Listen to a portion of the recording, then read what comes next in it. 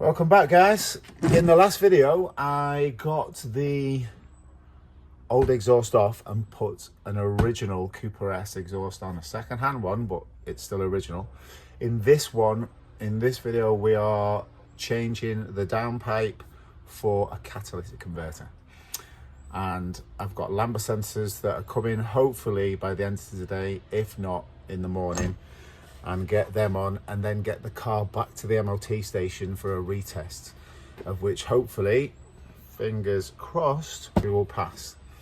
Okay, so first up was 4 10mm bolts that I had to remove from the heat shield to get that out. Then I was able to lift it up because I didn't have the correct tool to get to the lambda sensor. I have actually got that now, but at the time I had to use an adjustable spanner, so not the easiest way of doing it. You'd usually take off the O2 sensor first and then remove the heat shield, but I had to do it back to front, but we did get there. So after removing the upper heat shield, it is now time to remove the heat shield which runs down the pipe. There's two bolts holding that on. One was missing, one at the top I needed to remove. That's the two there that you can see. There is one. And then on the other side, again, there was two. Up there. However, one was missing, the bottom one again, so I had to remove that top bolt to be able to remove that heat shield again, to be able to give me room to maneuver to be able to get the downpipe out. This is our downpipe. So after removing that heat shield, I then moved on to the lambda sensors, the O2 sensors. The top one was removed, the bottom one, I couldn't get that off. That was round in the nut, so instead, we removed the electrical connection. We need to take a little red tab out the side, slide that out, and then the connection actually falls out. The O2 sensor had to come out with the downpipe, and then I had to get a load of heat on that later on to be able to remove it. But as it wasn't reusable, so I've just ordered a couple of new ones, and they were to go on the new catalytic converter once they arrived.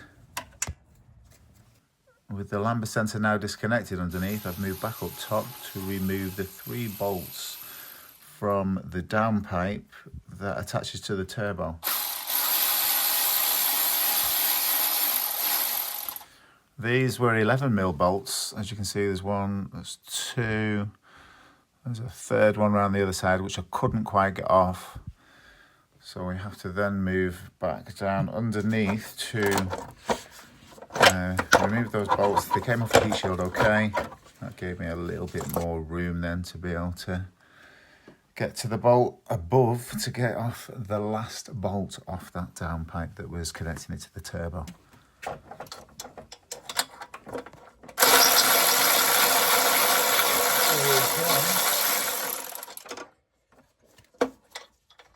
That means you're off.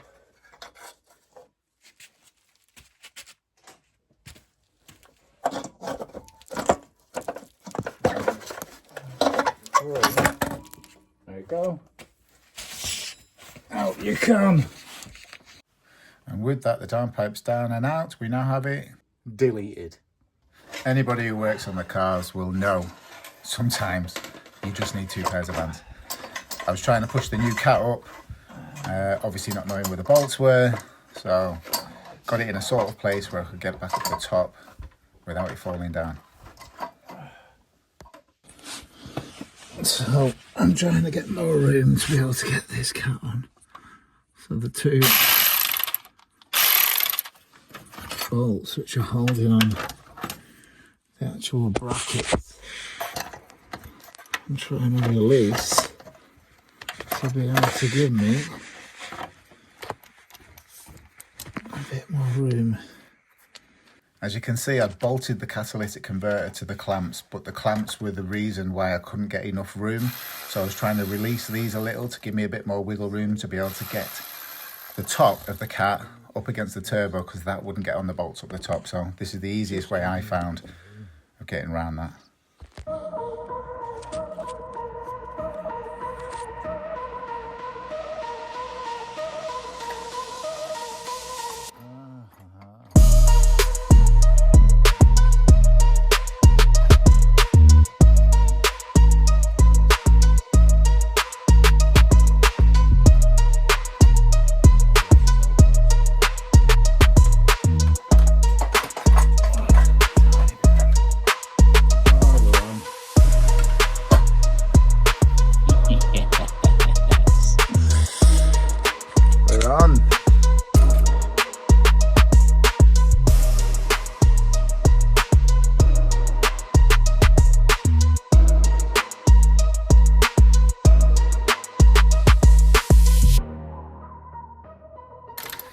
With the cap now on the bolts at the top, it was time to tighten up these bolts down the bottom. Just not too tight, but get them on, get them in position so they weren't going to fall back out again.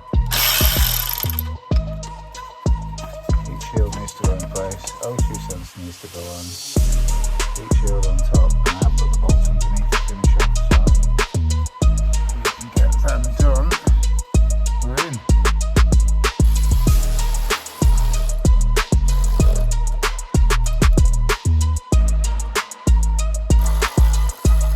And now just making sure that the bolts for the clamp that I did take off are nice and tight again so we don't get any rattles off that. Then it's onto the heat shield. There was a few missing on this. I did manage to put, I think, 2 either side back on again, so again that won't be rattling around too much.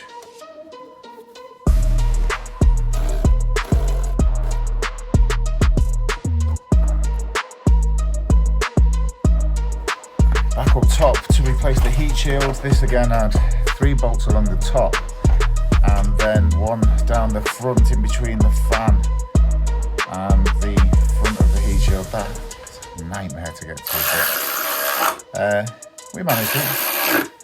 That's that done for the evening.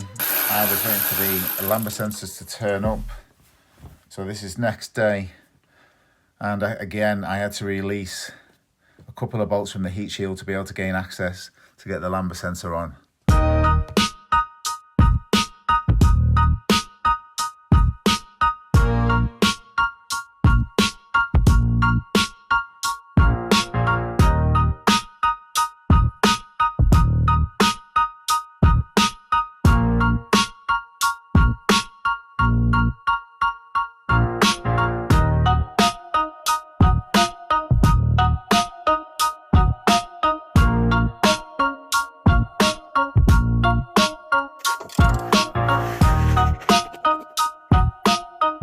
Done.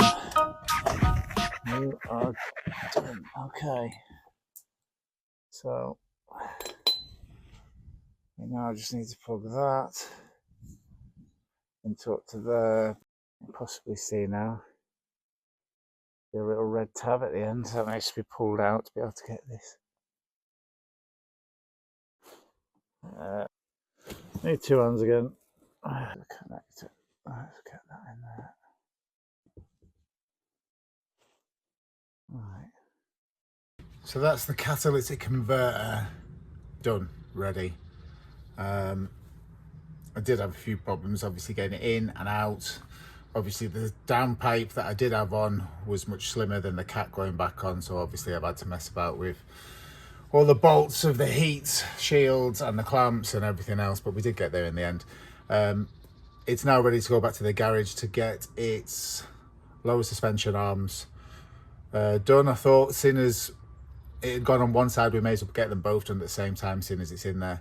That and the bushes, and then it's getting retested, so hopefully that'll pass.